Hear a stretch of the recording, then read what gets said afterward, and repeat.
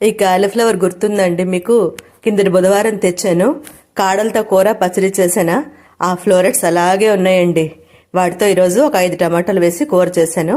ముందుగా పోపు వేసుకుని, చూస్తున్నారు కదా పోపు వేగిన తర్వాత టమాటాలు మగ్గించి పచ్చిమిరపకాయలు వేసి చిన్న అల్లం ముక్క దంచి వేశాను. తర్వాత ఈ కాలీఫ్లవర్ కూడా వేసి కొంచెం నీళ్లు చల్లి అలా మూత పెట్టి ఉడికించాను దగ్గరగా. నిజానికి సరిగ్గా వంట చేసి వారం రోజులైందండి. శనివారం రాత్రి పూరి టిఫిన్ చేశానా, ఆదివారం నుంచి రాత్రి వంటే లేదు. మొన్న మంగళవారం నూడిల్స్ చేశాను. అంతలా డౌన్ అయిపోయానండి. తలనొప్పి ఎప్పుడూ నన్ను పలకరిస్తూనే ఉంటుంది, నెలకోసారి. జలుబు చాలా లైట్గా ఈ మధ్యకాలంలో ఎప్పుడో ఒక ఏడాది కిందట ఎప్పుడో వచ్చింది.